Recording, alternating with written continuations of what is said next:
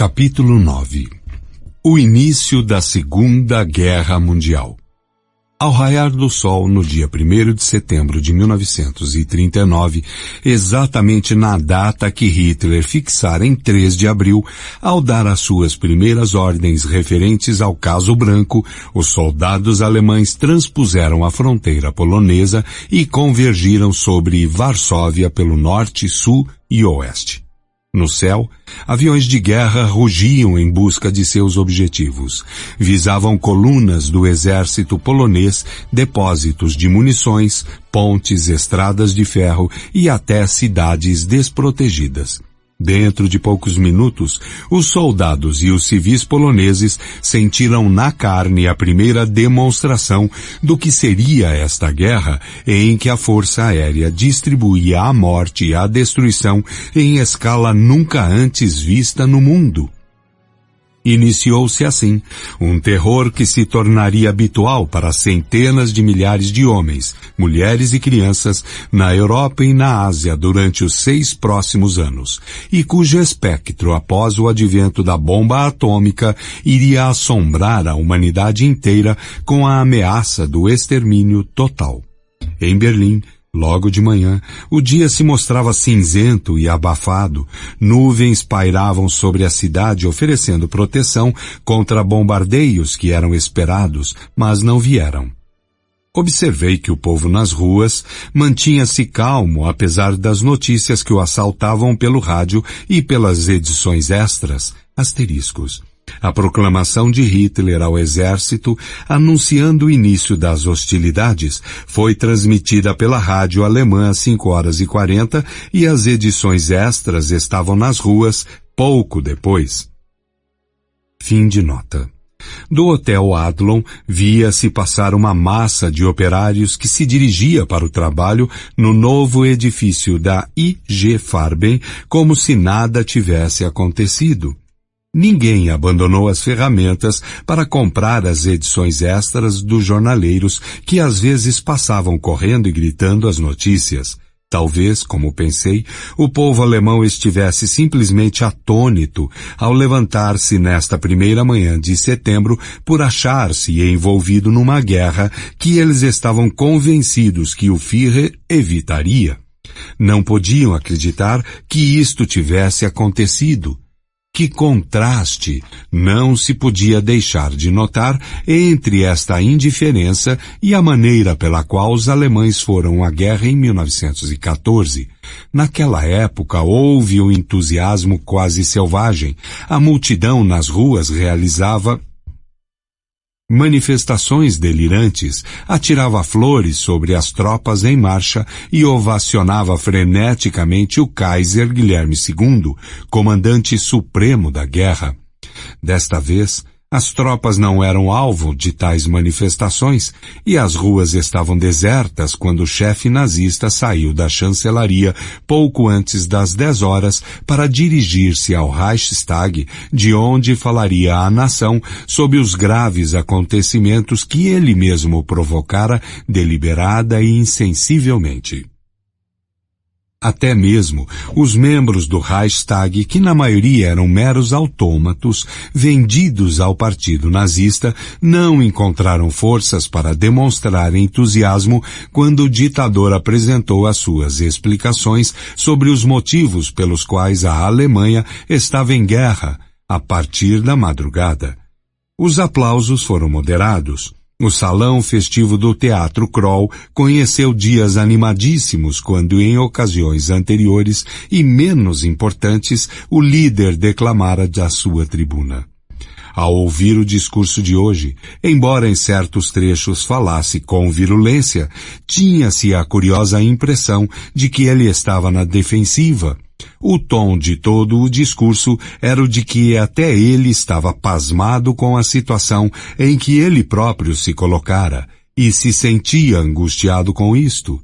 A explicação sobre as razões alegadas pelos aliados italianos para eximir-se da obrigação automática de vir em auxílio não convenceu sequer aquele auditório fantoche. Eu gostaria, disse ele, acima de tudo, de expressar aqui os meus agradecimentos à Itália, que tem nos apoiado em todos os sentidos, mas deveis compreender que não pretendemos apelar ao auxílio estrangeiro para travar esta batalha. Nós a travaremos sozinhos. Tendo mentido tantas vezes no seu caminho para o poder e também durante sua consolidação, Hitler não poderia deixar de trovejar algumas mentiras mais, neste grave momento histórico, para justificar o seu gesto tresloucado perante o ingênuo povo alemão. Conheceis as inúmeras tentativas que fiz em busca de uma solução pacífica, não só para o problema da Áustria, mas também para o dos Sudetos, da Boêmia e da Morávia. Tudo foi em vão. Nas minhas conferências com políticos poloneses, formulei, enfim, as propostas germânicas, e não há nada mais modesto ou mais leal do que estas propostas.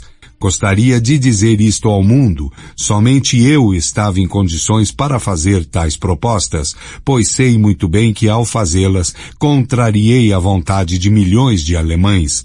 Estas propostas foram repelidas. Não fiz outra coisa durante 2 longos dias senão esperar, em companhia dos meus ministros, que o governo polonês se dignasse a enviar um plenipotenciário. Julgam-me mal aqueles que confundem o meu amor à paz com fraqueza ou covardia. Vejo que o governo polonês não tem o mínimo desejo de travar negociações sérias conosco. Resolvi, portanto, falar com a Polônia na mesma linguagem que a Polônia há meses emprega contra nós. Nesta noite, pela primeira vez, tropas regulares polonesas dispararam contra o nosso território. Desde as 5h45 estamos respondendo ao fogo e de agora em diante responderemos com bombas. Como se vê, a tal ponto se desenvolveu o simulado ataque germânico à estação de rádio alemã Gleiwitz, executado pelos homens das SS em uniformes poloneses sob o comando de Naujoks, que esse fato agora era usado pelo chanceler do Reich para justificar a sua cínica agressão contra a Polônia. Na verdade, logo nos primeiros comunicados, o alto comando alemão empregava o termo contra-ataque ao referir-se às operações militares. Até Weizsäcker esforçou-se para cooperar nesta simulação. Neste dia do Ministério do Exterior, expediu uma circular a todas as missões diplomáticas alemãs no exterior, instruindo-as sobre o modo de proceder. Defendendo-se de ataques poloneses, tropas alemãs entraram em ação nesta madrugada. Esta ação não deve ser descrita como guerra, mas apenas como manobras necessárias em virtude de ataques poloneses. Nota de rodapé. DGFP 7º, página 491, fim de nota. Hitler bombardeou também a sua mentira sobre os soldados alemães, que sabiam muito bem quem fizera o ataque na fronteira polonesa. Numa grandiosa proclamação ao exército alemão, no 1º de setembro, o Führer disse: "O Estado polonês repeliu o acordo pacífico que era tão do meu desejo e apelou para as armas. Esta série de violações da fronteira, intolerável para uma grande potência, prova que a Polônia não quer mais respeitar as fronteiras do Reich. Para que tal loucura tenha fim, só nos resta o caminho de enfrentá-los pela força de agora em diante." Mas, ao menos por uma vez naquele dia, Hitler disse a verdade. "Não estou pedindo a nenhum alemão", disse ao Reichstag, "que faça mais do que eu mesmo sempre estive pronto a fazer durante esses 4 anos. Desde este momento, eu sou o primeiro soldado do Reich. Vesti outra vez a farda que sempre foi sagrada para mim. Não a deixarei até o dia da vitória ou sucumbirei com a Alemanha." Nesta última afirmação, ele cumpriria sua palavra. Nenhum dos alemães, porém, que encontrei naquele dia em Berlim, percebeu que as palavras do líder significavam claramente que ele não teria coragem de encarar de frente a derrota, caso ela sobreviesse. Num trecho do discurso, Hitler apontou Goering como seu sucessor se algo lhe acontecesse. Hess, acrescentou, seria o segundo na escala. Se algo acontecer a Hess, aconselhou Hitler, então, pela lei, o Senado será consultado e escolherá em seu seio o mais digno, isto é, o mais valoroso, sucessor. Que lei? Que Senado? Nenhum dos dois existia. A atitude um tanto abatida de Hitler no Reichstag daria lugar a uma disposição ainda mais acabrunhada quando ele voltasse à chancelaria. O bico Dalerus, acompanhado de Goering, encontrou-o ali num estado excessivamente nervoso e agitado. Contou-me, segundo o mediador sueco relatou mais tarde, que sempre suspeitara que a Inglaterra queria a guerra. Disse-me ainda que destruiria a Polônia e anexaria todo o seu território. Tornava-se cada vez mais agitado e começou a gesticular quando me disse gritando: se a Inglaterra quiser combater durante 1 ano, eu combaterei 1 ano. Se a Inglaterra quiser combater 2 anos, combaterei 2 anos. Fez uma pausa e depois gritou, gesticulando violentamente, num berro agudíssimo: se a Inglaterra quiser combater por 3 anos, então combaterei 3 anos. Depois o seu corpo começou a acompanhar o movimento dos braços, inclinando-se quase até o chão, brandindo o punho cerrado e urrou. 2. Nota de rodapé. Do livro de Dalerus Opsit, página 119 e 20, e de seu testemunho no Tribunal de Nuremberg, TMWC, 9, página 471, fim de nota. Onde vem es forderlich ist, will ich sein Jahre kämpfen, e se for necessário combaterei por 10 anos. Apesar de toda a histeria, Hitler não estava de modo algum convencido de que teria de combater a Inglaterra. Já passava agora do meio-dia, as colunas alemãs haviam penetrado vários quilômetros no território polonês e avançavam rapidamente. A maioria das cidades polonesas, incluindo Varsóvia, tinha sido bombardeada, com a morte de grande número de civis, mas não havia ainda uma só palavra de Londres e Paris prenunciando que a Inglaterra e a França honrariam prontamente a palavra empenhada com a Polônia. O rumo que estes 2 países tomariam parecia claro, mas Dalerus e Henderson aparentavam fazer o máximo para desviá-lo. Às 10h30, o embaixador inglês telefonou para transmitir uma mensagem de Halifax. Soube, disse ele, que os poloneses dinamitaram a ponte de Dirschau durante a noite. Asteriscos.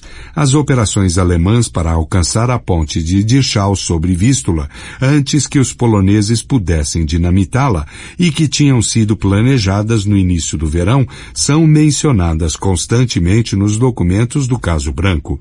Esta ação tinha sido especificamente ordenada pela diretiva número 1 de Hitler, no dia 31 de agosto, mas a operação falhou, em parte por causa de um nevoeiro que nesta madrugada impediu as tropas paraquedistas de alcançar a ponte. Os poloneses conseguiram dinamitá-la ainda em tempo. E que houve combates com os habitantes de Danzig. Ao receber esta notícia, Hitler ordenou que os poloneses fossem afastados da fronteira e que Goering destruísse a força aérea polonesa ao longo da fronteira. Somente no fim do seu despacho, Henderson acrescentou: esta informação vem do próprio Goering. Talvez Hitler peça para ver-me após o Reichstag, como última tentativa de salvar a paz. 3, nota de rodapé. DBRFP, 7º, páginas 466, 7. Fim de nota. Que paz? Paz com a Inglaterra?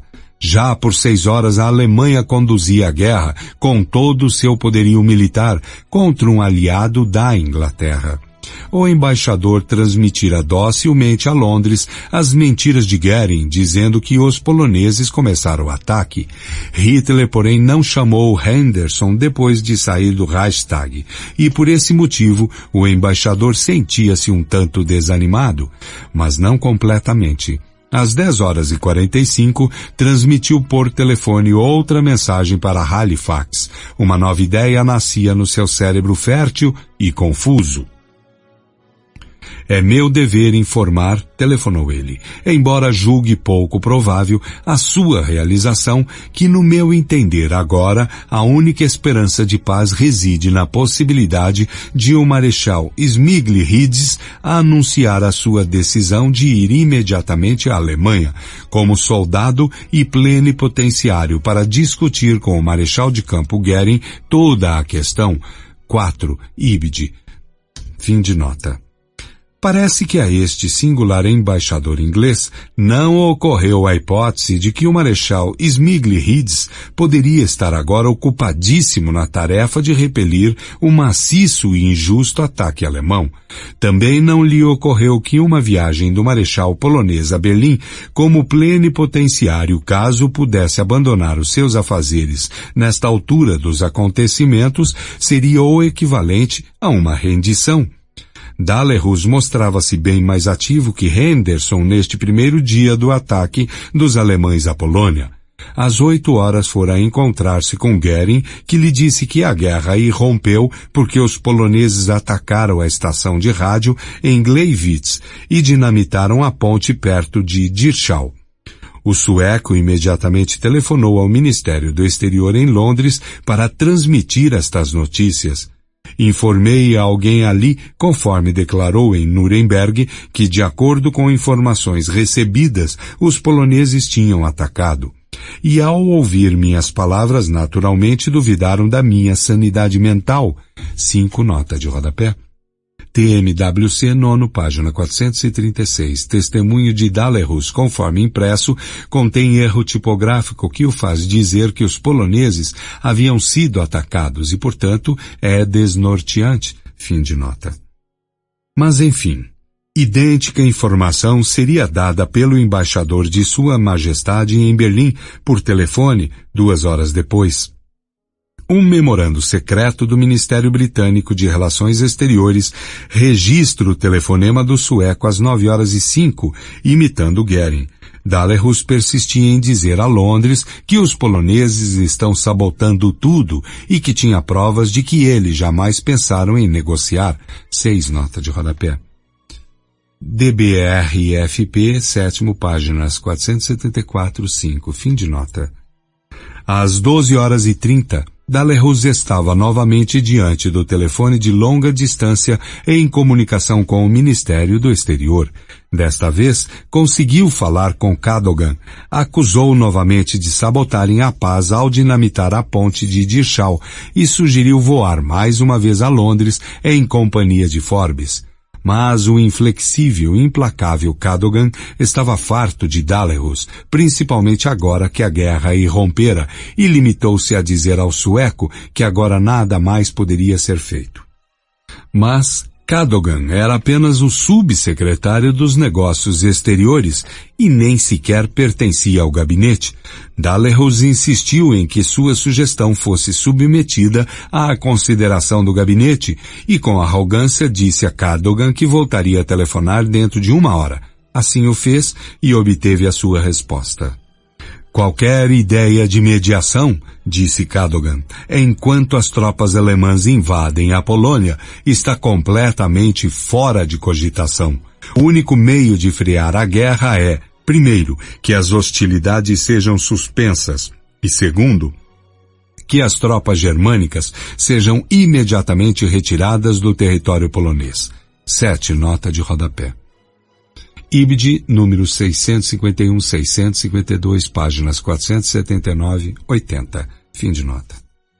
Às 10h, o embaixador polonês em Londres, Conde Racinski, procurou Lord Halifax e comunicou oficialmente a agressão alemã, acrescentando que era um caso tipicamente previsto pelo tratado. O secretário do Exterior respondeu que não duvidava destes fatos. Às 10h50 solicitou a presença no Ministério do Exterior de Theodor Kortsch, encarregado de negócios alemão, e indagou se tinha alguma informação a dar. tendo Korte retrucado que não só carecia de informações sobre um ataque alemão à Polônia, mas também que não tinha instruções de espécie alguma. Em seguida, Halifax declarou que os relatórios que recebera criavam uma situação muito séria. A mais do que isso, não se abalançou. Korte transmitiu por telefone esta informação para Berlim às 11h45. Ao meio-dia, Hitler tinha razão em esperar que, enfim, a Inglaterra não iria à guerra mesmo, embora considerasse a situação muito séria, entre aspas, mas esta esperança em breve se mostraria vã. Mais tarde, às 19h15, um funcionário da embaixada inglesa em Berlim telefonava ao Ministério do Exterior alemão solicitando que Ribbentrop marcasse uma audiência para Henderson e Coulondre a fim de que fosse tratado um assunto de máxima urgência.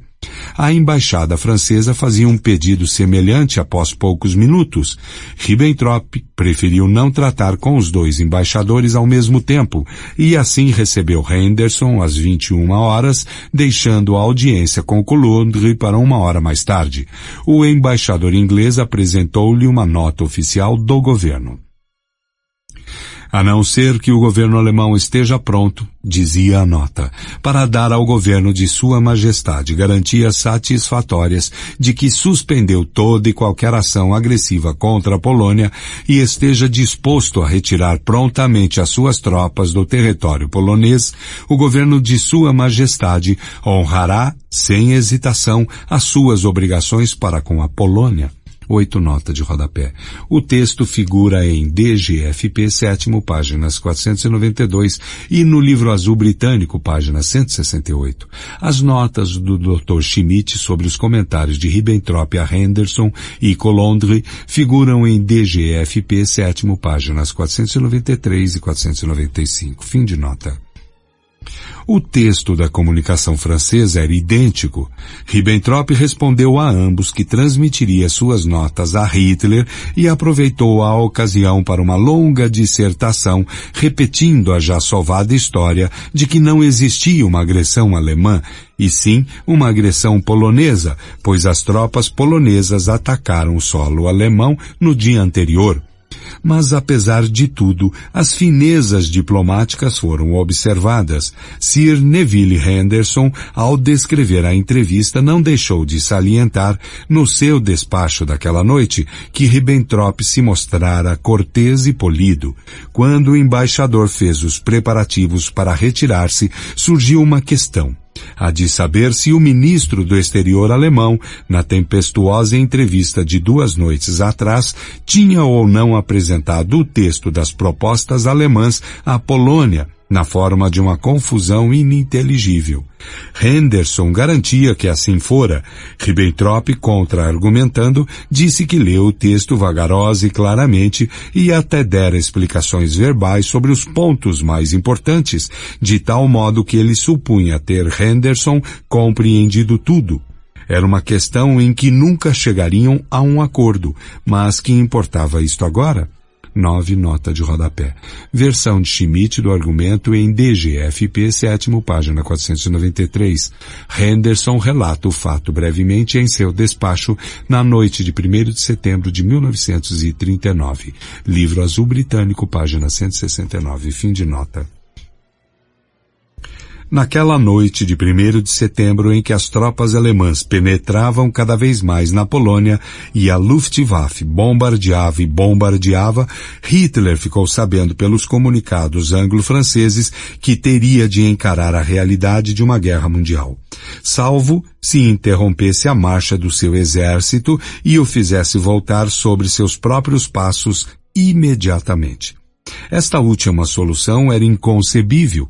Esperaria ele naquela noite que a sua sorte, a sorte de Munique, ainda perdurasse?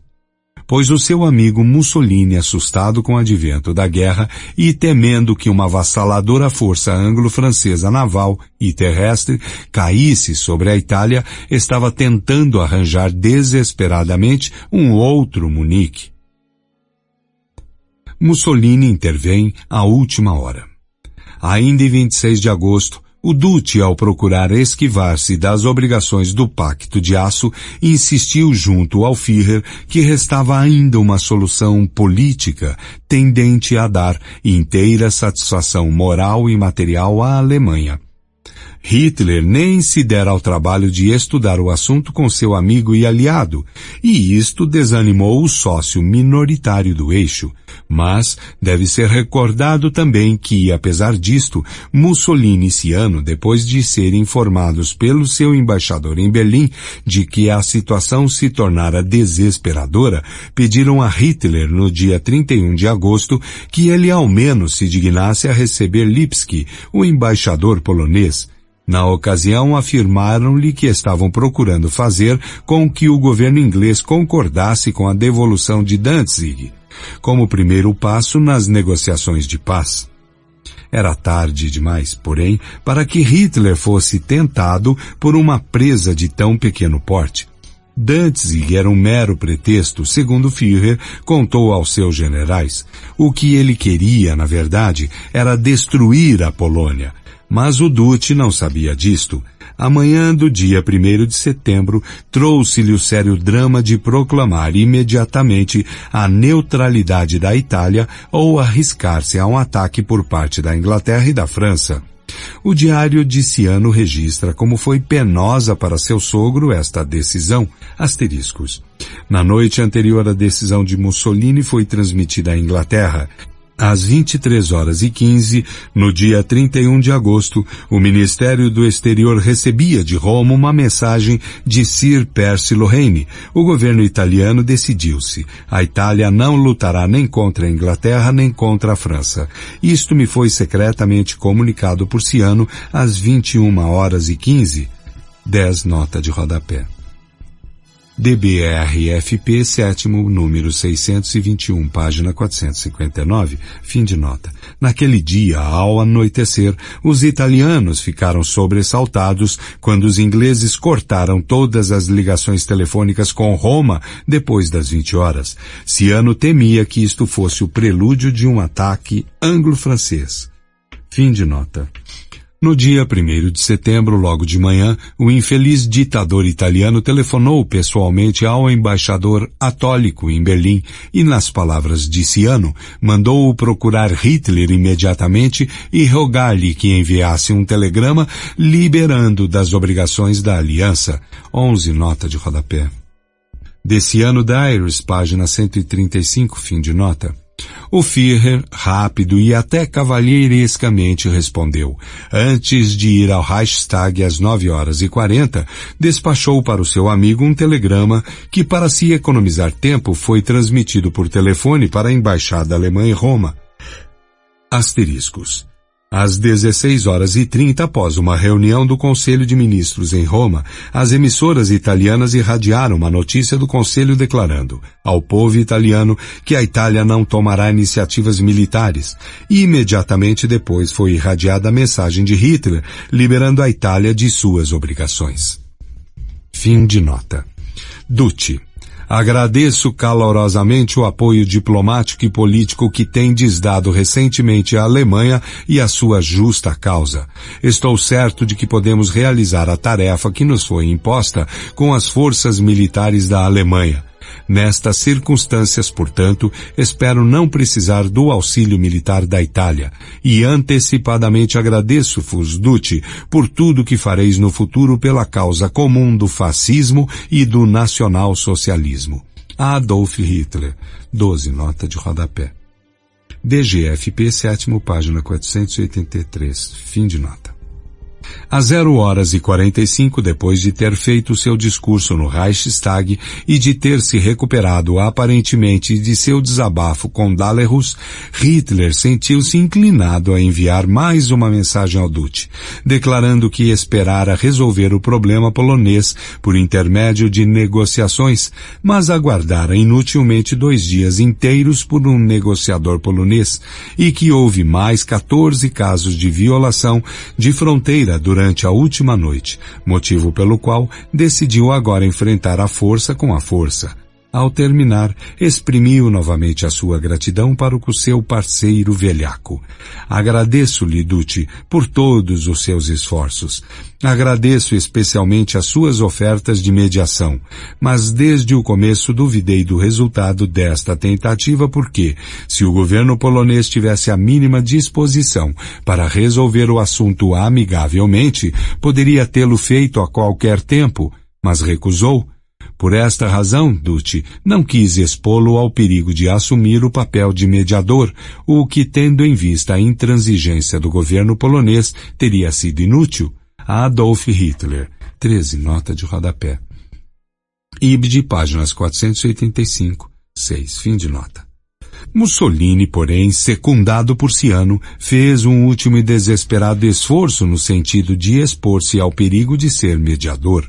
Já no dia anterior, pouco depois do meio-dia, Ciano fizera a seguinte proposta aos embaixadores inglês e francês em Roma.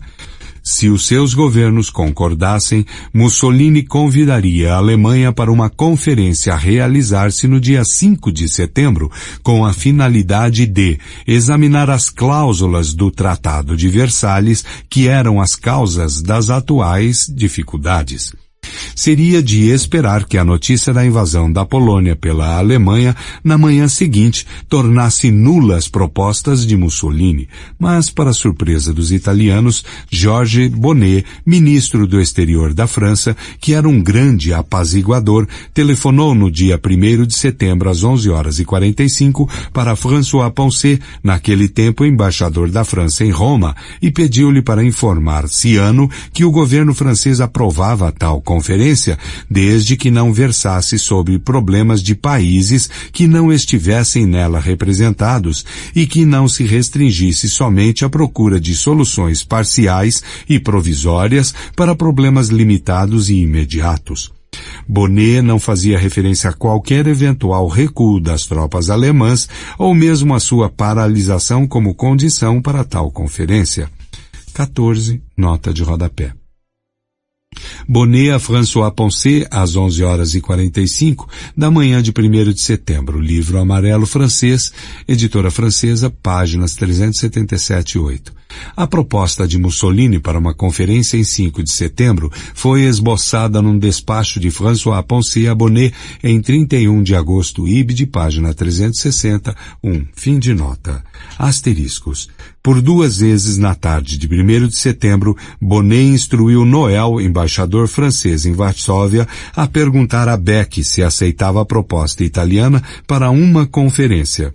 Mais tarde, naquela noite, recebeu a resposta: estamos em plena guerra resultante de uma agressão que não provocamos. Não se trata mais de conferências, mas de ação comum que os aliados deveriam tomar para resistir. As mensagens de Bonnet e a resposta de Beck são encontradas no livro amarelo francês. O governo inglês não se associou aos esforços de Bonnet.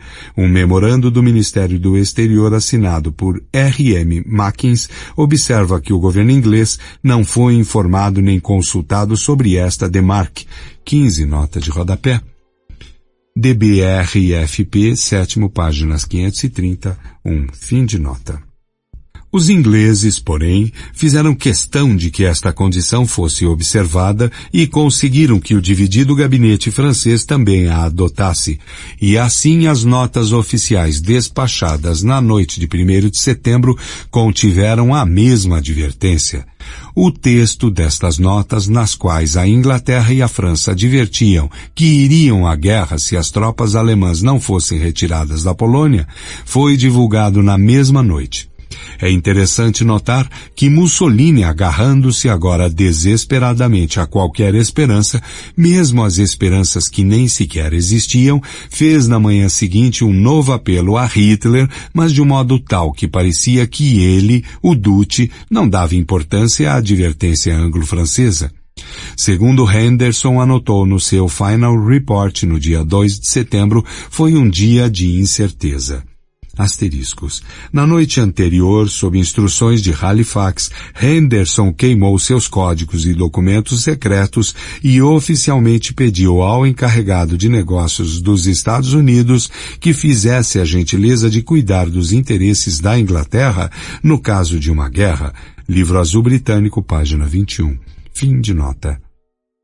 Ele e Coulondre esperaram ansiosamente pela resposta de Hitler às suas notas, mas ela não veio. Pouco depois do meio-dia, Atólico chegou ofegante à embaixada inglesa e disse a Henderson que precisaria saber algo imediatamente. Seria a nota britânica da noite anterior um ultimato ou não?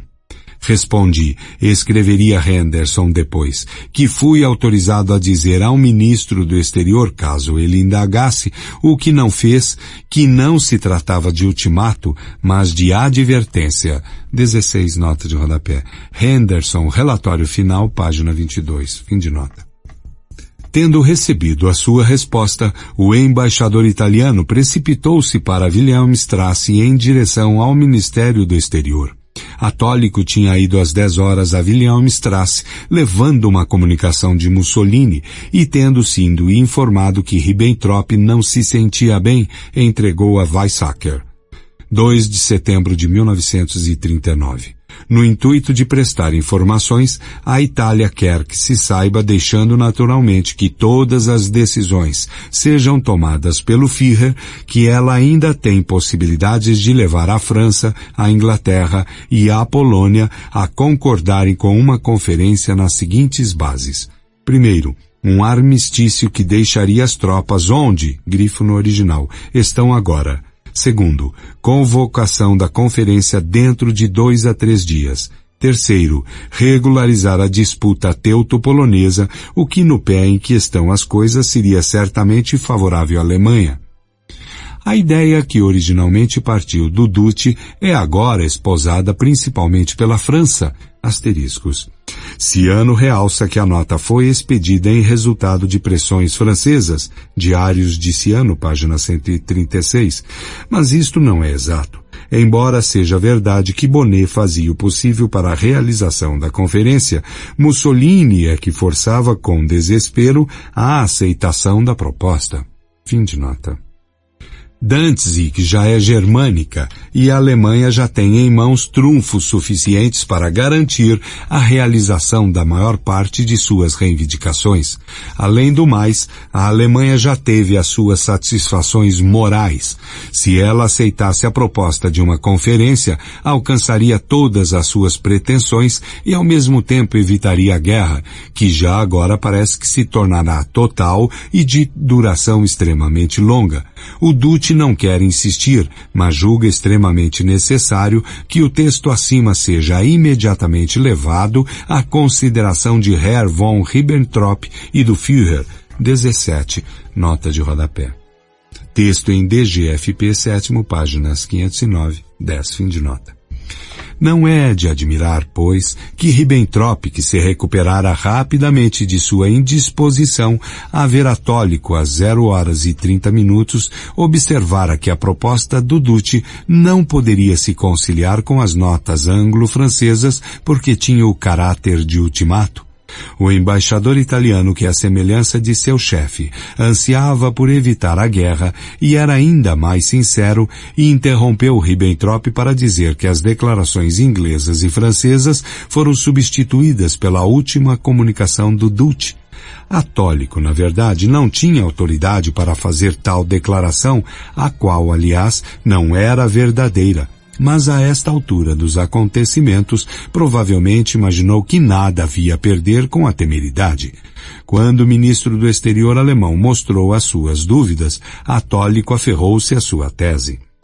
As declarações francesas e inglesas, disse ele, não devem mais ser consideradas. O conde Ciano telefonou somente às 8h30 nesta manhã, e isto é, numa hora em que as declarações já tinham sido irradiadas na Itália. Por conseguinte, deve-se considerar que as duas declarações estão superadas. Além disso, o conde Ciano afirmou especialmente que a França é grandemente favorável à proposta do Duce. A pressão vem no momento da França, mas a Inglaterra também virá. 18 nota de rodapé. Do memorando de Schmidt sobre o qual se baseia essa cena, Ibid, páginas 512-3. Fim de nota. Ribbentrop permaneceu com as suas dúvidas. Há poucos momentos discutir a proposta de Mussolini com Hitler. As notas anglo-francesas significavam um ultimato. Isto era o que o Führer queria saber. Finalmente, o ministro do Exterior concordou com uma sugestão de Atólico no sentido de que o embaixador italiano consultasse imediatamente Henderson e Coulondre para esclarecer o assunto. Por esse motivo, Atólico procurou a embaixada britânica. Schmidt, que atuara como intérprete, escreveu mais tarde: ainda posso ver Atólico já entrando em anos correndo fora da sala. Ainda posso ver Atólico, já entrado em anos, correndo para fora da sala, escadas abaixo, para consultar Henderson e Coulondre. Meia hora depois, Atólico voltava ainda correndo e tão sem fôlego como na saída. 19, nota de rodapé. Schmidt, Opsit, página 156. Fim de nota.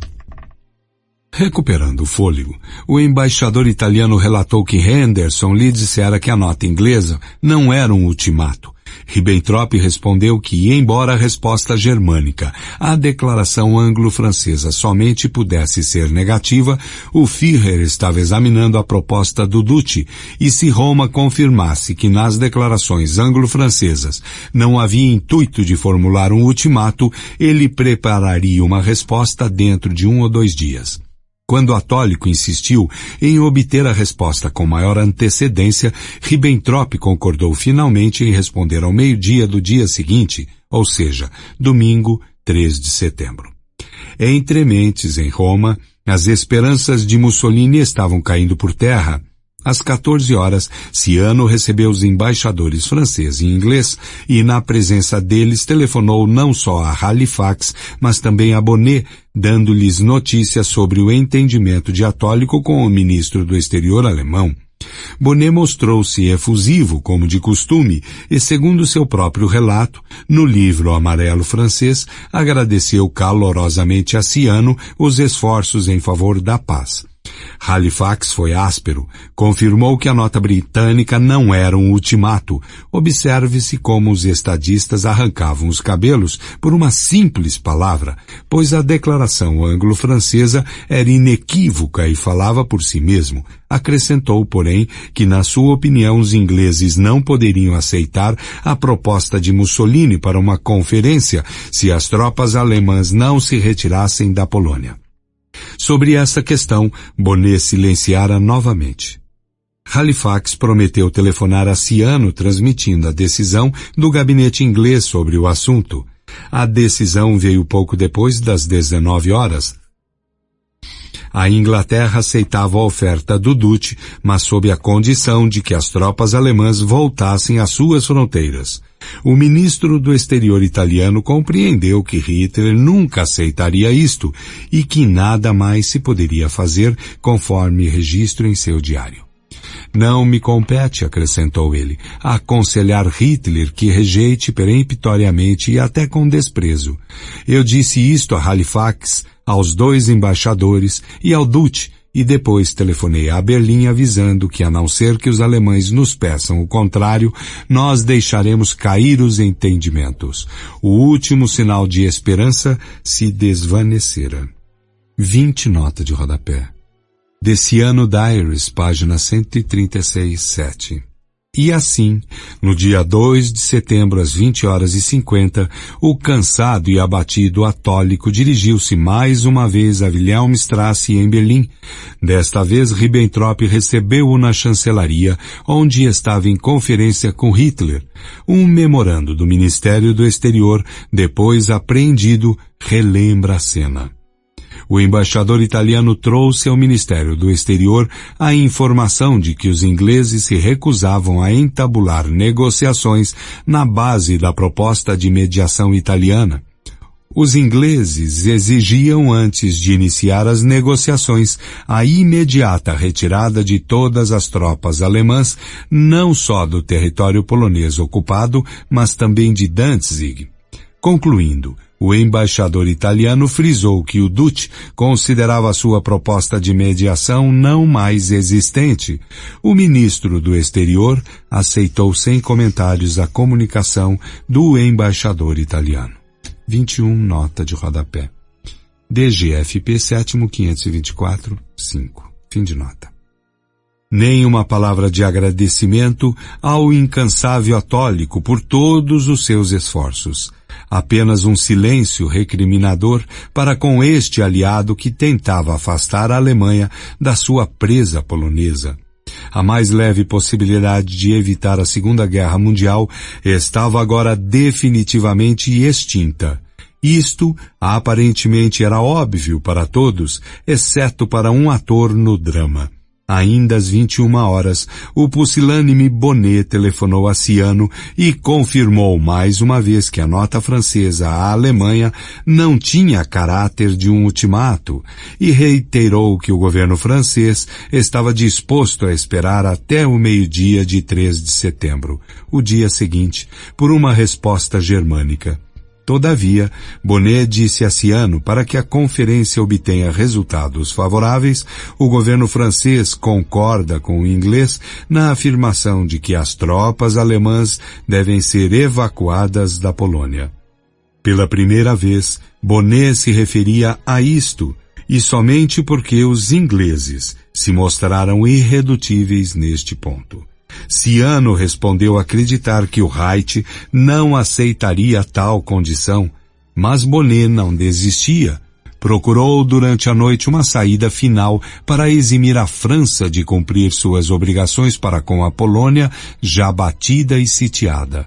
Ciano, logo no primeiro parágrafo, relembra esta bizarra tentativa quando a anotou em seu diário no dia 3 de setembro. Nesta noite, fui acordado pelo ministro porque Bonnet perguntou a Guarilha, embaixador italiano em Paris, se ao menos poderíamos obter uma retirada simbólica das forças alemãs da Polônia. Joguei a proposta na cesta de lixo sem informar o Duce. Mas isto mostra que a França está caminhando para a grande provação sem entusiasmo e cheia de incertezas. 22, nota de rodapé. Deciano Diaries, página 137. De Monzy, senador francês derrotista, confirma a história em seu livro Ci-Devant, página 146, 7.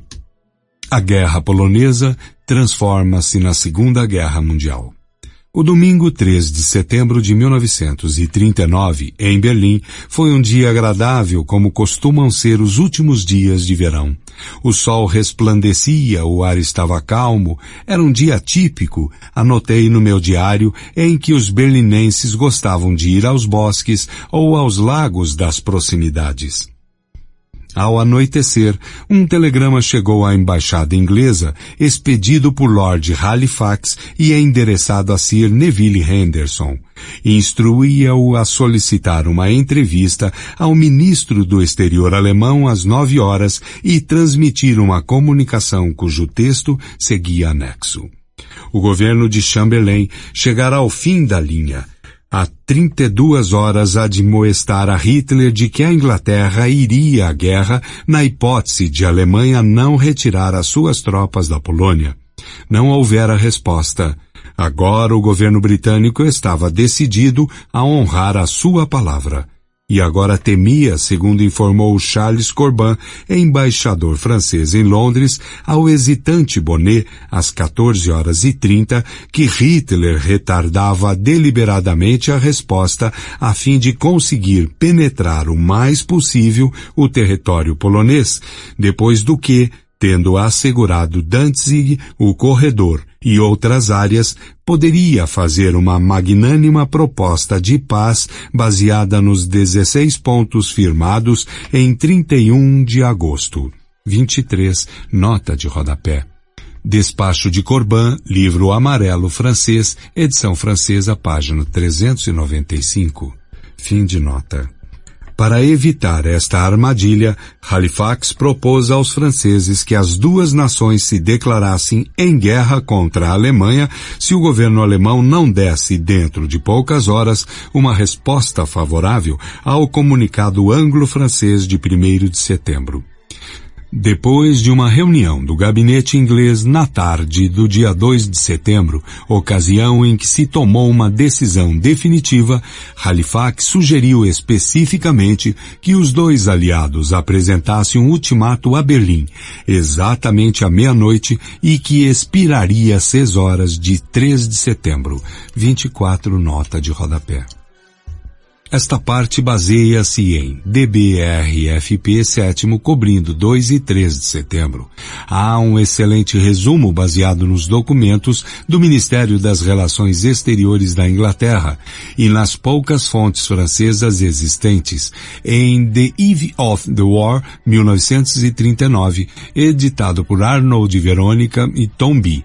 O Diplomatic Prelude de Namier é também útil. Omiti propositalmente referências a dezenas de documentos em DBRFP a fim de evitar que as páginas se enchessem de números. Fim de nota. Bonnet, no entanto, não queria saber de medidas tão precipitadas. Desde o princípio, no transcurso da última semana, o fragmentado gabinete francês tivera dificuldade para alcançar a decisão que honraria as obrigações da França para com a Polônia e para com a Inglaterra. No dia sombrio de 23 de agosto, alvoroçado pelas notícias de que Ribbentrop chegara a Moscou para concluir um pacto de não agressão nazi-soviético, Bonnet persuadiu Daladier a convocar uma reunião do Conselho de Defesa Nacional para considerar sobre o que faria a França. Asteriscos. O resumo da reunião feito pelo general Decamps, chefe de gabinete militar do premier Daladier, veio à luz no julgamento de Riom. O documento nunca foi submetido aos outros membros da reunião para correção, e o general Gamelin, no seu livro Servir, queixa de que estava tão abreviado que causava confusão. Mesmo assim, o tímido generalíssimo confirma os seus pontos principais. Além do premier Daladier e Bonnet, a reunião teve o concurso dos ministros das três armas, do general Gamelin, dos comandantes da Marinha e da Força Aérea e ainda de 4 generais, 12 ao todo. A ata da reunião consigna que Daladier propôs 3 questões. Primeiro, pode a França permanecer inativa enquanto a Polônia e a Romênia, ou uma delas, estão sendo riscadas do mapa da Europa? Segundo, que meios tem ela de impedi-lo? Terceiro, que medidas deverão ser tomadas? O próprio Bonnet, após explicar a gravidade da situação, propôs também uma questão que ficaria no seu pensamento por muito tempo. Avaliando a situação, será melhor permanecermos fiéis aos nossos compromissos entrando na guerra ou deveríamos reconsiderar a nossa atitude e fortalecer-nos com a folga assim obtida? A resposta a esta questão tem caráter essencialmente militar. Tendo sido a questão proposta nestes termos, Gamelin e o almirante Darlan responderam que o exército e a marinha estavam prontos. Nas primeiras fases do conflito não seria possível fazer muito contra a Alemanha, não obstante a simples mobilização francesa traria algum alívio aos poloneses, por amarrar algumas consideráveis unidades alemãs junto a nossas fronteiras. O general Gamelin perguntou por quanto tempo a Polônia e a Romênia poderiam resistir. Acreditava que a Polônia resistiria honrosamente, o que evitaria o grosso das forças alemãs voltar-se contra a França antes da próxima primavera, época em que a Inglaterra estaria ao seu lado. Asteriscos. No seu livro Servir, Gamelin admite que hesitou em chamar a atenção para certas fraquezas militares da França porque não confiava em Bonnet. Reporta que Daladier lhe disse mais tarde, fez muito bem, se as tivesse exposto, os alemães saberiam sobre elas no dia seguinte. Gamelin também nega em seu livro que tivesse realçado a fraqueza da situação militar francesa. Diz ter explicado que se a Alemanha aniquilasse a Polônia e depois lançasse todo o seu peso contra a França, ela ficaria em situação difícil. Neste caso, disse, não seria possível a França enfrentar o combate. Na primavera, com a ajuda de tropas britânicas e equipamento americano, eu esperava que estaríamos em condições de travar uma batalha defensiva, se necessário, naturalmente. Acrescentei que não poderíamos aguardar a vitória, a não ser numa guerra longa. Sempre tive a opinião de que não deveríamos tomar a ofensiva antes de 2 anos, isto é, em 1941-42. As tímidas ideias do generalíssimo explicam boa parte dos subsequentes acontecimentos. Fim de nota. Após longas conversações, os franceses resolveram finalmente tomar uma decisão devidamente transcrita nas minutas da sessão. No decorrer dos debates ficou esclarecido que, embora estejamos mais fortes dentro de alguns meses, a Alemanha estará mais forte ainda, pois terá à sua disposição os recursos da Polônia e da Romênia. Portanto, a França não tem escolha. A única solução é apegar-se ao nosso tratado com a Polônia, realizado antes que começassem as negociações com a Rússia. Tendo tomado uma decisão, o governo francês começou a agir. Após esta reunião de 23 de agosto, foi dado o alerta, e as tropas tomaram as suas posições na fronteira. No dia seguinte, 360 mil reservistas foram convocados. A 31 de agosto, o gabinete expediu um comunicado afirmando que a França cumpriria firmemente as suas obrigações. E no dia seguinte, o primeiro do ataque alemão à Polônia, Halifax persuadiu Bonnet a associar a França e Inglaterra na advertência a Berlim de que ambos os países honrariam seus compromissos com o aliado. Mas a 2 de setembro, quando os ingleses exigiam que o ultimato fosse apresentado a Hitler, o general Gamelin e o Estado-Maior francês recuaram, sobretudo porque seriam os franceses que, sozinhos, teriam de travar a batalha se os alemães atacassem imediatamente no Ocidente. Não haveria uma única tropa inglesa para auxiliá-los. O Estado-Maior insistia em obter o prazo de mais de 48 horas para concretizar a mobilização geral sem embaraços. Às 18 horas, Halifax telefonou para Sir Eric Phillips, embaixador britânico em Paris. 48 horas é prazo impossível para o governo britânico. A atitude francesa é muito embaraçosa para o governo de Sua Majestade. Quando algumas horas mais tarde Chamberlain se levantou na Câmara dos Comuns para dirigir a palavra à Assembleia, a situação tornou-se realmente embaraçosa, pois a maioria dos membros da Câmara, sem distinção de partido, mostrava-se impaciente com as delongas da Inglaterra em honrar as suas obrigações. A paciência dos parlamentares chegara quase ao seu limite após o discurso do primeiro-ministro. Ele informou à casa que ainda não viera a resposta de Berlim. Se não houver resposta, ou se ela não contiver uma garantia formal de que os alemães se retirarão da Polônia, o governo seria obrigado a agir. Se os alemães, porém, concordassem em retirar-se, o governo britânico estaria pronto a considerar a situação como igual à anterior, em que tropas alemãs ainda não tinham atravessado a fronteira polonesa. Entre mentes, disse ele, o governo estava em comunicação com a França para acrescentarem um término à sua advertência. Depois de 39 horas de guerra na Polônia, a Câmara dos Comuns não estava disposta a ouvir tais manobras dilatórias. Um cheiro de Munique parecia emanar da bancada governamental. Fale pela Inglaterra, gritou Leopold Amery, da bancada conservadora, quando o líder da oposição trabalhista, Arthur Greenwood, levantou-se para falar. Eu me pergunto por quanto tempo ainda vacilaremos, disse Greenwood, no momento em que a Inglaterra e tudo o que ela representa e a civilização humana estão em perigo, devemos marchar com os franceses. Este era o problema. No momento era difícil fazer os franceses marcharem. Chamberlain estava tão perturbado com o ambiente carregado da casa que interveio no violento debate para argumentar que era necessário tempo para sincronizar ideias e ações pelo telefone com Paris.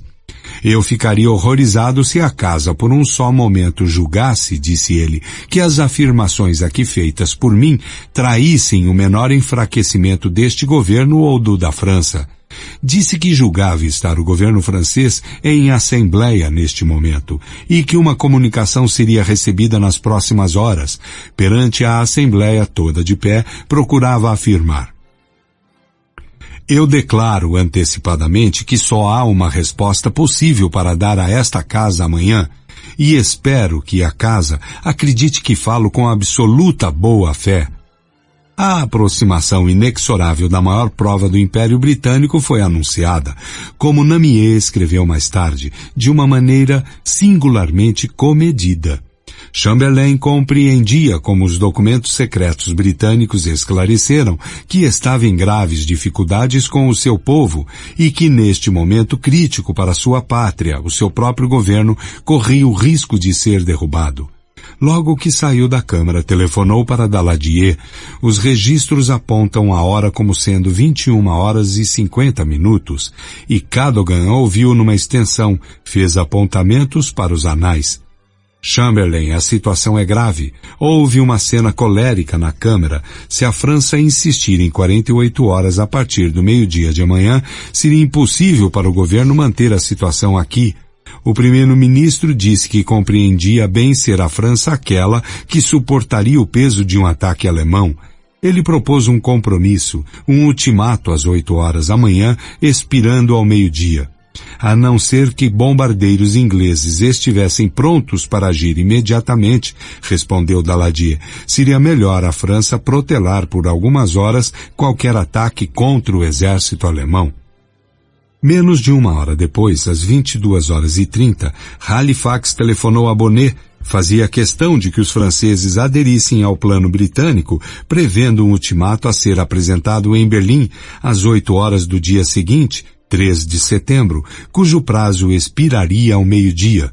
O ministro das Relações Exteriores francês não só recusou-se a concordar, mas também declarou que a insistência britânica em querer tanta pressa iria criar uma impressão deplorável.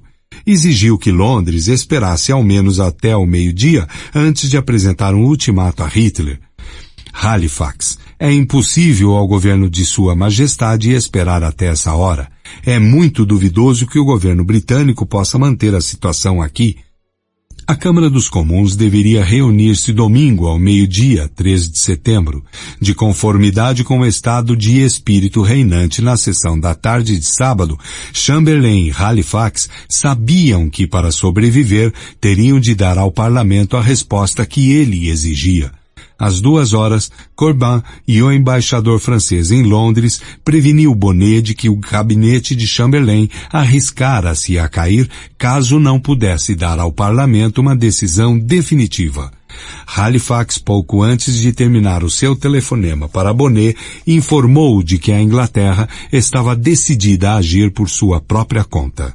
O telegrama de Halifax a Henderson chegou a Berlim cerca das 4 horas. Asteriscos. A Secretaria do Exterior enviara a Henderson 2 telegramas durante a noite, prevenindo-o. O primeiro, despachado às 23h50, dizia: precisarei enviar-lhe instruções nesta noite para fazer uma comunicação imediata ao governo alemão. Esteja pronto para agir. Seria melhor prevenir o ministro das Relações Exteriores de que talvez precise pedir para vê-lo a qualquer momento. Poderia parecer por este telegrama que o governo britânico ainda não se decidira em definitivo a marchar, mesmo sem os franceses, mas 35 minutos depois, às 0h25 de 3 de setembro, Halifax telegrafou para Henderson: deveis marcar uma entrevista com M.R.E., ministro das Relações Exteriores, às 9 horas, domingo de manhã. Seguem instruções. 25 nota de rodapé. Telegramas de Halifax a Henderson às 23h50 de 2 de setembro, DBRFP 7º, número 746, página 528, a 0h25 de 13 de setembro, IBD, página 533. Fim de nota. O telegrama decisivo de Halifax consigna 5 horas, hora de Londres. Henderson, em seu Final Report, diz tê-lo recebido às 4. Fim de nota. A comunicação que deveria fazer ao governo alemão às 9 horas no domingo, 13 de setembro, referia-se à nota britânica de 1º de setembro, na qual a Inglaterra exprimia sua decisão de cumprir suas obrigações para com a Polônia, se as tropas não fossem prontamente retiradas. Apesar desta comunicação, continuava o comunicado. Ter sido feita há mais de 24 horas, nenhuma resposta foi recebida, mas os ataques alemães contra a Polônia continuaram e cada vez mais intensos. Tenho, portanto, a honra de informar-vos que até às 11 horas, horário de verão da Inglaterra de hoje, dia 13 de setembro, não chegarem ao governo de Sua Majestade em Londres garantias satisfatórias sobre o assunto por parte do governo alemão, um estado de guerra existirá entre os dois países a partir desta hora. 26, nota de rodapé. O texto figura em Livro Azul Britânico, página 175, e em DGFP 7º, página 529, fim de nota. Asteriscos. Halifax despachou um telegrama adicional, também datado de 5 horas, informando o embaixador de que Colundre não fará uma comunicação similar ao governo alemão até o meio-dia de hoje, domingo. Não sabia qual seria o prazo dos franceses, mas Não sabia qual seria o prazo dos franceses, mas calculou aproximadamente como algo entre 6 horas e 9 horas. 27, nota de rodapé. DBRFP 7º, número 758, página 535, fim de notas. Naquele domingo, pouco antes da alvorada, Henderson teve dificuldade de entrar em contato com a Wilhelmstrasse, devido à inconveniência da hora. Disseram-lhe que Ribbentrop não estaria disponível às 9 horas no domingo, mas poderia deixar o seu comunicado com o intérprete oficial, o Dr. Schmidt. Neste dia histórico, o Dr. Schmidt dormiu demais, perdendo a hora. Tomando um táxi, dirigiu-se rapidamente ao Ministério das Relações Exteriores a tempo de ver o embaixador subindo a escadaria. Embarafustando-se por uma porta lateral, Schmidt conseguiu entrar no escritório de Ribbentrop quando o relógio dava 9 badaladas, exatamente a tempo de receber Henderson na hora marcada. Ele entrou com aspecto grave, contaria mais tarde Schmidt. Trocou um aperto de mão, mas declinou do meu convite para sentar-se, permanecendo solenemente de pé no meio da sala. 28, nota de rodapé. Relato de Schmidt em seu livro Op Cit, página 157. Ver também seu testemunho no Tribunal de Nuremberg, TMWC 10º, página 200. Fim de nota. Leu o ultimato britânico, deu a Schmidt uma cópia e despediu-se. O intérprete oficial desceu apressadamente a Wilhelmstrasse, dirigindo-se para a chancelaria com o documento. À porta do escritório do Führer, avistou vários oficiais graduados do partido, todos reunidos, esperando ansiosamente as suas notícias. Quando entrei na sala, Schmidt contou mais tarde, Hitler estava sentado à sua mesa e Ribbentrop estava de pé diante da janela. Ambos voltaram seus olhos para mim na expectativa. Parei a certa distância da mesa de Hitler e traduzi lentamente o ultimato britânico. Quando terminei, fez-se silêncio absoluto. Hitler permaneceu imóvel, olhando fixamente um ponto no infinito. Depois de um intervalo que pareceu um século, voltou-se para Ribbentrop, que ficara junto à janela. E agora? Perguntou Hitler com um olhar selvagem, como que acusando seu ministro do exterior de tê-lo enganado sobre a provável reação da Inglaterra. Ribbentrop respondeu tranquilamente, penso que os franceses apresentarão um ultimato similar dentro de 1 hora. 29, nota de rodapé. Schmidt, Op Cit, página 157 e 8. Também seu testemunho em Nuremberg, TMWC 10º, página 200, 1. Fim de nota. Tendo cumprido seu dever, Schmidt retirou-se, demorando-se no saguão para inteirar os outros do ocorrido. Também eles ficaram em silêncio por um momento. Depois, Goering voltou-se para mim e disse: se perdemos esta guerra, Deus se apiede de nós. Goebbels estava num canto sozinho, abatido e mergulhado nos seus próprios pensamentos. Todos naquela sala pareciam gravemente preocupados. 30 nota de rodapé, Ibid. Fim de nota. Neste meio tempo, o impagável Dalerus trabalhara no seu último e ingênuo esforço de evitar o inevitável. Às 8 horas, sabendo por intermédio de Forbes do ultimato britânico que seria apresentado uma hora depois, dirigiu-se rapidamente à sede da Luftwaffe para falar com Goering e, de acordo com seu relato perante o tribunal de Nuremberg, fez um apelo ao marechal pedindo que, com sua influência, conseguisse que a resposta alemã ao ultimato fosse razoável. Sugeriu também que o próprio marechal de campo, antes das 11 horas, se declarasse pronto a ir a Londres para negociar. No seu livro, o negociante sueco afirma que Goering aceitou a sugestão, tendo até telefonado a Hitler, que também concordou. Não há referência a este fato nos documentos alemães e o Dr. Schmidt esclarece que Goering, poucos minutos após as 9 horas, não estava no seu quartel-general, mas na chancelaria, no saguão que antecede o escritório do Führer. De qualquer modo, não resta dúvida sobre o fato de que o mediador sueco telefonou ao Ministério do Exterior da Inglaterra, não só uma vez, mas 2 vezes. Na primeira vez, às 10h15, resolveu-se a informar o governo britânico de que a resposta germânica ao ultimato estava a caminho e que os alemães continuavam ansiosos em dar satisfações ao governo britânico e a oferecer plenas garantias de que não violariam a independência da Polônia. Dalerus aguardava ainda que Londres estudasse a resposta de Hitler com toda boa vontade. 31 nota de rodapé. DBRFP 7º, número 762, página 537, número 1. Fim de nota.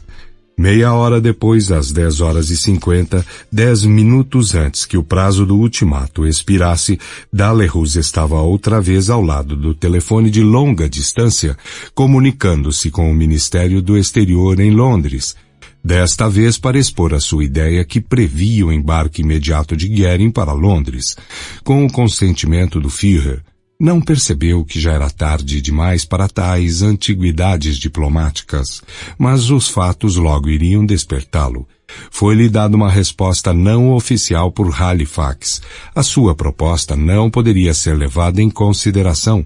Pedira-se ao governo alemão uma resposta categórica e provavelmente eles estavam para enviar uma resposta definitiva. O governo de Sua Majestade não poderia entreter-se agora discutindo com Goering. 32 nota de rodapé. Ibid. Fim de nota. Depois disto, Dalerus desligou e desapareceu no limbo da história, para ressurgir apenas por um momento em Nuremberg depois da guerra, e também em seu livro, para relembrar as suas bizarras tentativas para salvar a paz mundial. Asteriscos. Ele reapareceu num momento em 24 de setembro, quando encontrou-se com Forbes em Oslo para certificar-se, como contou no tribunal de Nuremberg, antes de retirar-se, se havia alguma possibilidade de evitar uma guerra mundial. 33 nota de rodapé. TMWC, 9, página 473, fim de nota. À semelhança do que acontecera com quase todos, não pôde enxergar claramente em meio a tanta confusão e, como iria admitir em Nuremberg, em nenhum momento percebeu o quanto fora enganado pelos alemães. Pouco depois das 11 horas, quando expirou o prazo do ultimato britânico, Ribbentrop, que se recusara a receber o embaixador britânico 2 horas antes, enviou a ele um emissário para entregar-lhe a resposta da Alemanha. Segundo este documento, o governo alemão não recebe, não aceita, nem cogita cumprir o ultimato britânico. Seguia-se uma longa propaganda barata, certamente redigida por Hitler e Ribbentrop, neste intervalo de 2 horas. destinada a enganar o facilmente enganável povo alemão, relacionara todas as mentiras que agora conhecemos, incluindo aquela referente aos ataques poloneses contra o território alemão. Culpava a Inglaterra por tudo que tinha acontecido e rejeitava as tentativas de forçar a Alemanha a retirar as suas tropas, que estavam mobilizadas para defender o Reich. Declarava, falsamente, que a Alemanha aceitara a última proposta de paz apresentada por Mussolini na 10ª hora e salientava que a Inglaterra a recusara. E depois de todos os esforços de Chamberlain em apaziguar Hitler, acusava o governo britânico de pregar a destruição e a exterminação do povo alemão. Asteriscos. Tão falsa era esta nota preparada às pressas que terminava com esta frase: a intenção a nós transmitida por Sir King Hall, por ordem do governo inglês, de levar a destruição do povo alemão ainda mais longe do que o fizera o Tratado de Versalhes, foi por nós registrada e por isso nós responderemos a toda e qualquer agressão por parte da Inglaterra com as mesmas armas e a mesma forma. O governo britânico nunca endossara naturalmente as intenções de Stephen King Hall, um oficial da Marinha aposentado cujas publicações eram apenas o seu próprio passatempo. Na verdade, Henderson protestou junto ao Ministério do Exterior contra as publicações de King Hall distribuídas na Alemanha, e o governo britânico pediu que o editor encerrasse as suas atividades. Fim de nota. Henderson leu o documento, uma exposição completamente falsa sobre os acontecimentos, como diria mais tarde, e observou: será a tarefa da história julgar com quem estava realmente a mentira. Ribbentrop acrescentou que a história já apurou os fatos. Encontrava-me diante da chancelaria na Wilhelmstrasse, quando perto do meio-dia os alto-falantes repentinamente anunciaram que a Inglaterra declarava-se em guerra com a Alemanha. Asteriscos. Em Londres, às 11h15, Halifax entregou ao encarregado de negócios alemão uma nota formal declarando que desde que não vieram garantias alemãs até às 11 horas, tenho a honra de informar-vos que um estado de guerra existe entre os dois países desde as 11 horas de hoje, 3 de setembro. Fim de nota. Cerca de 250 pessoas, não mais, estavam ali paradas ao sol. Ouviram atentamente o comunicado. Quando terminou, não houve um só murmúrio. Apenas ficaram ali, parados, atordoados. Era-lhes difícil compreender que Hitler lançara-os numa guerra mundial. Logo, apesar de ser domingo, os jornaleiros apregoavam suas edições extras. A procura foi enorme e eu também comprei um exemplar. Era o Deutsche Allgemeine Zeitung, que anunciava em letras garrafais: derrubado o ultimato britânico, a Inglaterra declara-se em guerra com a Alemanha. Nota britânica ordena a retirada das nossas tropas do Oriente. O Führer parte hoje para o fronte. O cabeçalho do relato oficial soava como se tivesse sido ditado por Ribbentrop. O memorando alemão prova a culpa da Inglaterra. Por mais provado que o fato pudesse parecer a um povo fácil de ser ludibriado como o alemão, as notícias não levantaram o ânimo contra os ingleses durante o dia. Quando passei pela embaixada inglesa, cujas dependências estavam sendo abandonadas por Henderson e seus auxiliares para se transportarem ao Hotel Adlon, que ficava nas proximidades, um único chupo, guardava o edifício. Nada tinha a fazer, exceto andar de um lado para o outro. Os franceses demoraram-se um pouco mais. Bonnet jogou com o tempo até o último instante, agarrando-se cegamente à esperança de que Mussolini ainda poderia manobrar Hitler de tal modo que a França pudesse ficar fora do problema. Chegou até a esforçar-se junto ao embaixador belga para que sugerisse ao rei Leopoldo influenciar Mussolini, para que influenciasse Hitler.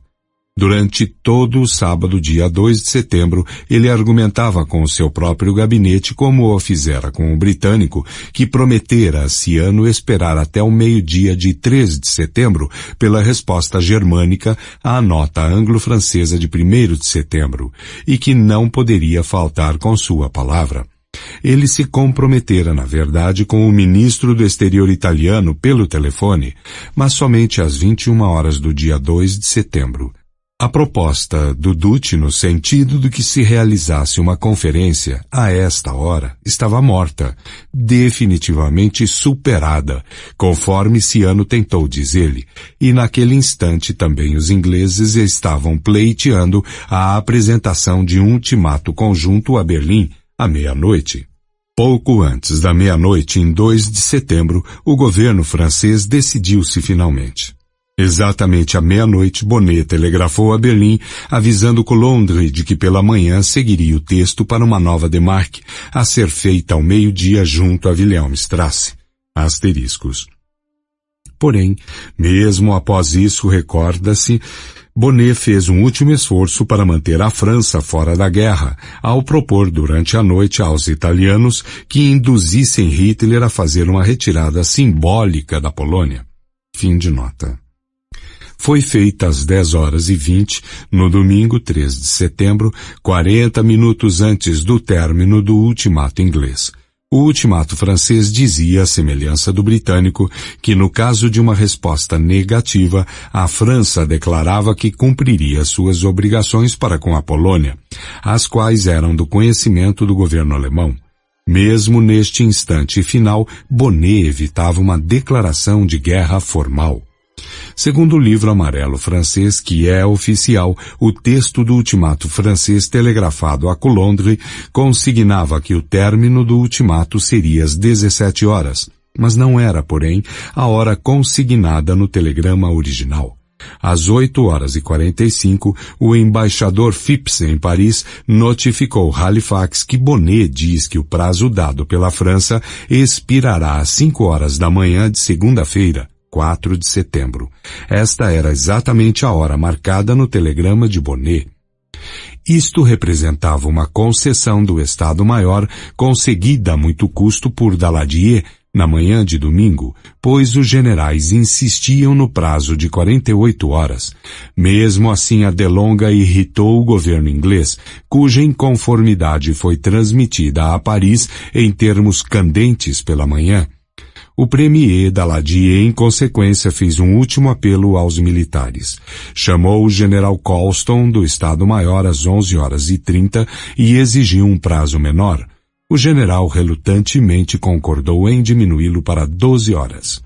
Este é o motivo pelo qual Coulondre foi detido, exatamente no instante em que deixava a embaixada para dirigir-se a Wilhelmstrasse por um telefonema de Bonnet, instruindo-a a fazer a necessária retificação no prazo a ser dado. 34, nota de rodapé. O próprio Bonnet o relata, Opsit, página 365, 8. Fim de nota. Ribbentrop não pôde ser encontrado pelo embaixador francês àquela hora. Participava de uma singela cerimônia, no qual o novo embaixador soviético, Alexander Skarsev, estava sendo recebido pelo Führer, fato que deu uma nota bizarra a este histórico domingo em Berlim.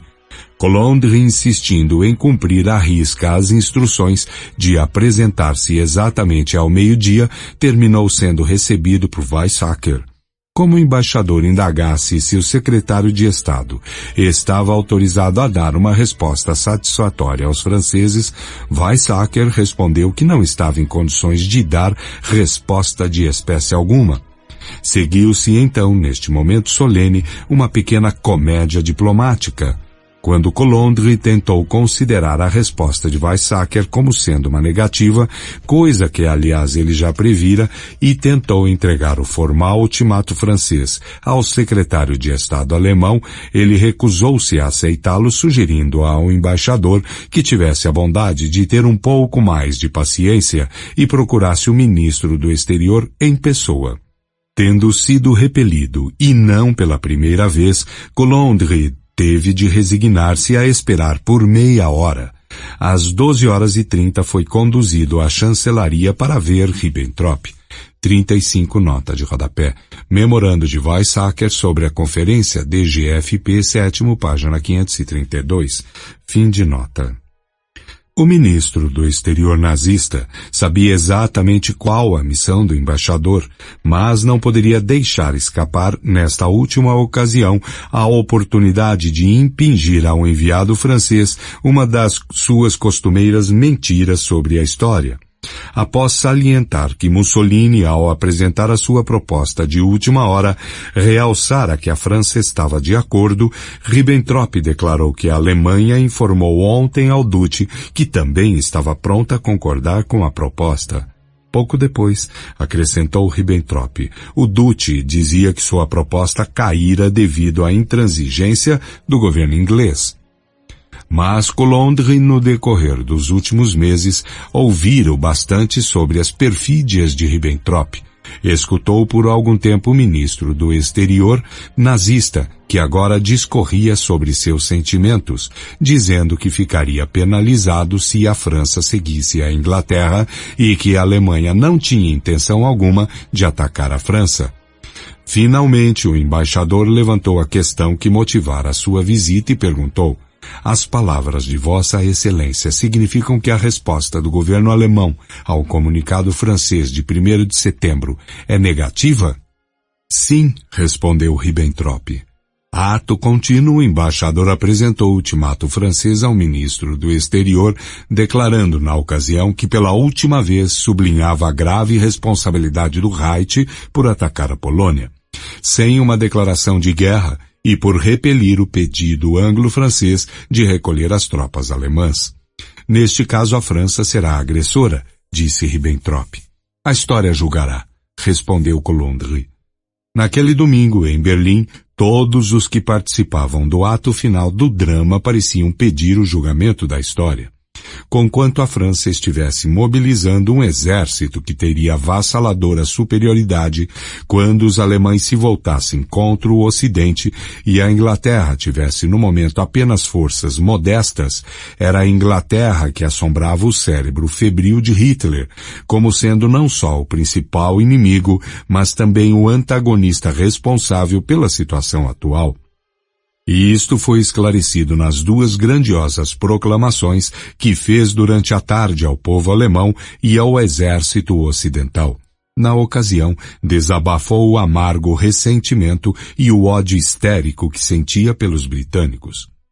A Inglaterra, disse ele num apelo ao povo alemão, tem imposto por séculos sua ambição de sujeitar os povos europeus desarmados perante a política britânica de conquista do mundo e reclama o direito de atacar sob os mais falsos pretextos, destruindo o Estado europeu que no momento pareça mais perigoso.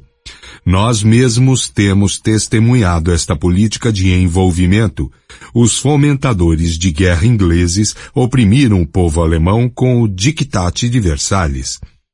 Soldados do exército ocidental, disse Hitler dirigindo-se às tropas que por muitas semanas iriam enfrentar o exército francês. A Inglaterra segue a política de estrangular a Alemanha. O governo britânico, dirigido por aqueles sanguinários que conhecemos da última guerra, resolveu deixar cair a máscara e declarar a guerra sob um falso pretexto. Não havia uma única palavra com referência à França. Em Londres, 6 minutos após o meio-dia, Chamberlain dirigiu-se à Câmara dos Comuns e proclamou que a Inglaterra estava agora em guerra com a Alemanha. No dia 1º de setembro, Hitler proibiu sob pena de morte que se ouvissem radiotransmissões estrangeiras. Apesar disso, ouvimos em Berlim as palavras do primeiro-ministro transmitidas pela BBC para aqueles que ouviram arriscando seu destino político em Godesberg e Munique no apaziguamento de Hitler. As suas palavras foram pungentes. Este é um dia grave para todos nós, e para ninguém tanto como para mim. Tudo por quanto trabalhei, tudo em que acreditei durante a minha vida pública, desmoronou em ruínas. Só me resta uma coisa a fazer. ou seja, devotar todas as forças e poderes que encontrem em mim para apressar a vitória da causa pela qual tanto temos de sacrificar. Tenho esperanças de viver o bastante para ver o dia em que o hitlerismo será destruído e uma Europa livre seja reconstruída. O destino não quis que Chamberlain vivesse até esse dia. Ele morreu ao quebrado, embora ainda membro do gabinete no dia 9 de novembro de 1940. Tendo-se em vista tudo o que escreveu sobre ele nestas páginas, parece-nos adequado fazermos apenas referência ao que foi dito sobre ele por Churchill, a quem excluíra dos negócios da nação britânica por tanto tempo, e que foi quem o sucedeu como primeiro-ministro em 10 de maio de 1940. Numa das supremas crises do mundo, quis o destino que Neville Chamberlain fosse contrariado pelos acontecimentos, frustrado nas suas esperanças e enganado e ludibriado por um homem demoníaco. Mas quais foram estas esperanças em que foi desapontado? Quais foram aqueles desejos em que foi frustrado? Qual a fé que foi conspurcada?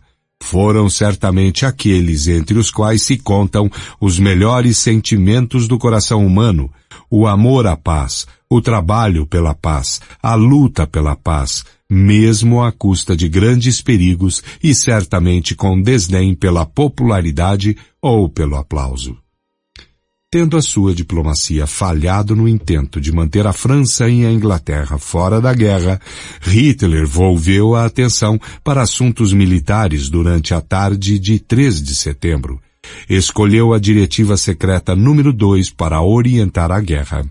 Apesar das declarações de guerra anglo-francesas, dizia ela, o objetivo primordial da guerra alemã continua sendo rapidez na ação e conclusão vitoriosa das operações contra a Polônia. No Ocidente, a iniciativa das hostilidades deve ser deixada ao inimigo. Contra a Inglaterra, ofensivas navais são permitidas. A Luftwaffe não atacaria nem mesmo forças navais britânicas, exceto se iniciassem ataques a objetivos alemães. E neste caso, somente se as perspectivas de sucesso forem particularmente favoráveis. Ordenava que toda a indústria alemã convergisse para a economia de guerra. 36 nota de rodapé. O texto figura em DGFP 7º, página 548 e 9, fim de nota. Às 21 horas, Hitler e Ribbentrop deixaram Berlim, e em separado seguiram por trens especiais para quartéis generais no oeste, não porém sem terem realizado antes mais 2 manobras diplomáticas. A Inglaterra e a França estavam agora em guerra com a Alemanha, mas havia ainda 2 outras grandes potências europeias a serem consideradas e cujo apoio tornou possível a aventura de Hitler. A Itália, a aliada que se esquivara no último instante, e a Rússia soviética que, embora não inspirasse confiança ao ditador nazista, ajudara-o a tornar a ideia de guerra tão interessante e lucrativa. Quando deixava a capital, Hitler enviou outra carta a Mussolini, telegrafada às 20h51, 9 minutos antes que o trem especial do Führer partisse da estação.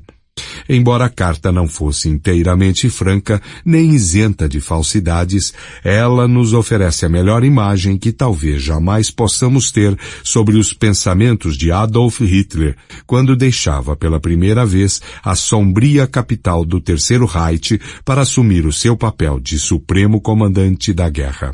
Esta carta encontra-se entre os papéis nazistas apreendidos. Duce. Primeiramente, devo agradecer pela vossa última tentativa de mediação. Eu estaria pronto a aceitar desde que me fossem dadas certas garantias de que a conferência seria bem-sucedida, pois as tropas alemãs já estavam empenhadas há 2 dias num avanço extraordinariamente rápido para dentro da Polônia. Seria impossível permitir que o sangue ali derramado fosse malbaratado por intrigas diplomáticas. Apesar disso, acredito que um caminho seria encontrado se a Inglaterra não estivesse determinada, desde o princípio, a resvalar para a guerra de qualquer modo. Não cedia às ameaças britânicas porque, Dutti, estava certo de que a paz não poderia ser mantida por mais de 6 meses, ou talvez 1 ano. Nestas circunstâncias, o momento presente é, apesar de tudo, o mais adequado para tomar uma iniciativa. O exército polonês entrará em colapso dentro de pouco tempo. Devo dizer que, na minha opinião, seria duvidosa a possibilidade de alcançar um sucesso rápido como este daqui a 1 ou 2 anos. A Inglaterra e a França teriam continuado a fornecer armamentos aos seus aliados, em tal escala que a decisiva superioridade técnica da Wehrmacht não ficaria em evidência desta maneira. Tenho consciência, Dutti, de que a batalha em que agora me empenho é uma batalha de vida e morte. Mas também estou certo de que a batalha não poderia ser evitada e que o momento certo para a resistência tem de ser escolhido com deliberação férrea, de tal modo que as probabilidades de sucesso sejam asseguradas e neste sucesso, Dutti, minha fé é tão firme como uma rocha. Em seguida vinham palavras de advertência a Mussolini. Há alguns dias, bondosamente me assegurastes que seria possível ajudar-me em determinados casos. Aceito antecipadamente com sinceros agradecimentos, mas também acredito que, embora no momento sigamos trilhas diferentes, o destino ainda nos unirá um ao outro. Se a Alemanha Nacional Socialista for destruída pelas democracias ocidentais, a Itália fascista também enfrentará um futuro adverso. Pessoalmente, sempre estive certo de que o destino dos nossos 2 regimes estão ligados e eu sei que vós, Dutti, sois de opinião exatamente igual. Depois de relembrar as vitórias iniciais alemãs na Polônia, Hitler concluiu: no Ocidente permanecerei na defensiva. Ali a França tem precedência para derramar o seu sangue. Chegará o momento de podermos enfrentar o inimigo com todas as forças da nação. Querei aceitar mais uma vez os meus agradecimentos, Dutti, por todo o apoio oferecido no passado e que espero que não me faltará no futuro. Adolf Hitler, 37, nota de rodapé. O texto aparece em DGFP 7º, páginas 538 e 9. O desapontamento de Hitler com a Itália por não ter honrado a sua palavra, mesmo depois que a Inglaterra e a França haviam honrado as suas ao declarar guerra naquele dia, foi conservado sob estrito controle. Uma Itália amistosa, embora não beligerante, poderia assim mesmo ser de alguma utilidade para ele. Mas a Rússia poderia ser de utilidade bem maior. Já no primeiro dia do ataque alemão à Polônia, o governo soviético, como os documentos secretos nazistas iriam revelar mais tarde, deu à Luftwaffe um serviço de sinalização. Nesta manhã, o chefe do Estado-Maior da Força Aérea, general Hans Jekonek, telefonou à embaixada alemã em Moscou para dizer que apreciaria se a emissora de rádio russa em Minsk se identificasse constantemente a fim de proporcionar auxílio aos pilotos alemães, orientando-os no bombardeio da Polônia. Dava a isto o nome de urgentes testes de navegação aérea. Ao anoitecer, o embaixador von Schulenburg estava apto a informar Berlim que o governo soviético estava pronto para satisfazer seus desejos. Os russos concordaram em intercalar o maior número possível de prefixos identificadores dos programas desta estação e em prolongar as transmissões da rádio de Minsk por mais 2 horas para auxiliar os aviadores alemães tarde da noite. 38 nota de rodapé. Isso é revelado nos documentos do Ministério das Relações Exteriores da Alemanha, IBD, página 480. Mas quando se preparavam para deixar Berlim, na noite de 3 de setembro, Hitler e Ribbentrop tinham em mente auxílios militares mais substanciais por parte da Rússia para a sua conquista da Polônia. Às 18h50, Ribbentrop despachou um telegrama urgentíssimo para a embaixada em Moscou. Levava o carimbo ultra-secreto e advertia exclusivamente para o embaixador, para o chefe da legação ou o seu representante pessoalmente, a agir com extrema cautela para ser decifrado por ele mesmo. Muito secreto. No maior segredo, os alemães convidaram a União Soviética a unir-se a eles no ataque à Polônia. Estamos certos de que derrotaremos o exército polonês definitivamente dentro de poucas semanas.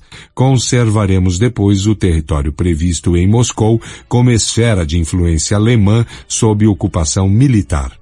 Deveremos, naturalmente, por motivos militares, continuar o avanço pelo território polonês a fim de destruir forças polonesas que se acham localizadas dentro da zona prevista como esfera de interesse russo. Deve-se tratar disso imediatamente com Molotov e ver se não seria desejável para a União Soviética que dirigisse, no momento adequado, as suas forças contra as tropas polonesas localizadas dentro daquela zona, ocupando assim automaticamente a sua esfera de interesse. Na nossa opinião, isto seria não só um alívio para nós, mas também estaria dentro dos intuitos dos acordos de Moscou e ainda viria ao encontro dos interesses russos. 39, nota de rodapé. Texto do telegrama IBD, páginas 541, fim de nota. É evidente que essa cínica manobra por parte da União Soviética seria de fato um alívio para Hitler e Ribbentrop. Tal manobra não só evitaria problemas e atritos entre alemães e russos na divisão do espólio, mas também diminuiria a responsabilidade da Alemanha na agressão nazista à Polônia, atribuindo parte dela à União Soviética. Se compartilhavam o saque, por que não haveriam de compartilhar a culpa? O almirante Erich Hodder, comandante da Marinha Alemã, era a personalidade de menor evidência em Berlim, naquele domingo em que se soube que a Inglaterra estava em guerra. Na opinião dele, a guerra chegará cedo demais, com uma antecedência de 4 ou 5 anos.